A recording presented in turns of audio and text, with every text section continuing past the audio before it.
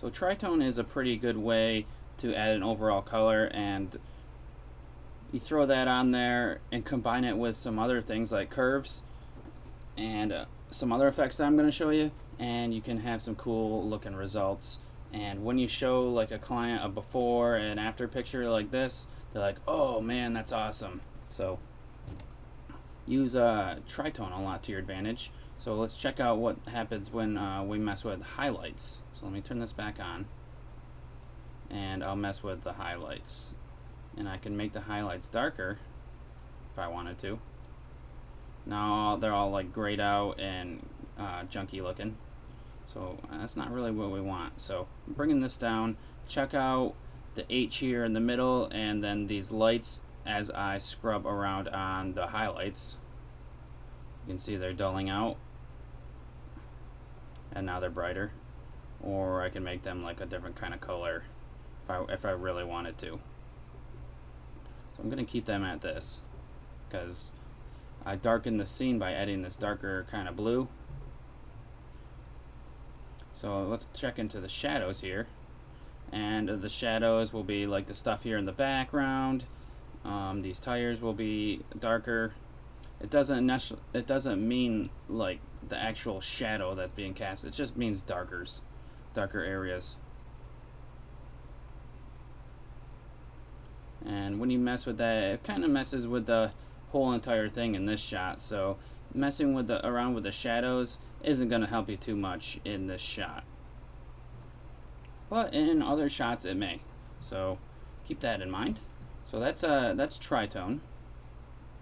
Now let's come up to a new one. We can come to effect, color correction, and then we'll come down here to hue and saturation, and we can also desaturate and saturate the video footage here by moving this master saturation.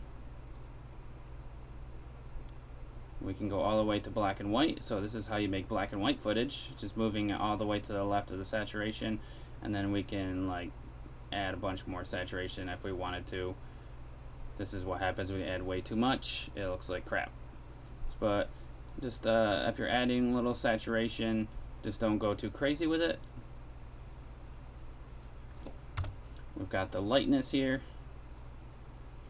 and that just basically brightens things up or darkens things based on the hue and saturation values. Now we've got this master hue here where we can change the different colors of what's going on. Sometimes it works well, but most of the time it just like blasts out color. So let me change this around, and you can see how things work with that. Now if we have something that's one plain color and we want to basically make a different color, we can click on this colorize button and mess with the hue down here to bring up new colors. So it pretty much colorizes the entire thing. And we got our saturation here to make it even brighter or darker depending on what you want, and same thing with the lightness, it'll make it brighter or darker. So this will like colorize anything. I can show you that real quick on like just a regular layer. So layer, new, solid, and I'll just make it something like that. We're gonna add an effect. Where's color correction? There it is. Hue saturation, and if we colorize this, we can just change the color of our solid. So that's how you can change colors easily if you want to, and then you can also keyframe that to change colors also. So I don't need this anymore because I'm done showing you that part. So I'll turn that off. Now we've got another one that we can use. Let me click on my layer, effect, color correction, and this one's called levels. The levels uses a histogram here to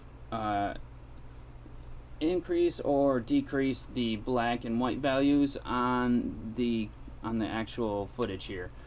So if I take anything from the slider here and this histogram here work kind of the same.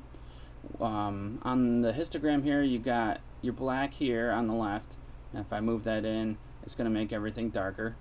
And then we've got our lights over here, our highlights, and if I move that in, it's going to make everything brighter. Then in the middle, we've got our grays, and that'll affect how the grays are affected and how bright and dark they are. The same with this slider here. So this is the output here on the bottom. So this is the output white and output black. So if you look down here on the in the effects panel where it says output black and output white, when I move this, it's going to affect the output white, and when I move this one, it's going to affect the output black. Or you can just manually type them in. When I move the stuff in the histogram, it's going to affect the input black, input white, and in the middle, this is actually the gamma, but I always called it the grays, gamma and grays. So pretty much the same thing going on there. So use those to affect the different, like the lightness and the darkness of everything that's going on. So we can also come into the channels and take out like red if we wanted to, or make things even more red. So this way it takes out the red, so we have no red anymore. But this is kind of like using curves, but it's also just, it's kind of like another interface for using curves. So you can use curves and levels kind of interchangeably, and they pretty much produce out the same kind of effects. So let me check up here and see if there's any more effects that I want to show you. Color correction. Tint. We can use tint here, and we can affect the amount here. The white values, which are the brighter things, we can change those to a different type of color. So let's go back into the blues. Now we can add a tint onto this. Now the blacks, we can make them like grayer if we want. And then you want to, this is just like the blend with the original, and then you can just blend it in to give an overall tint looking feel.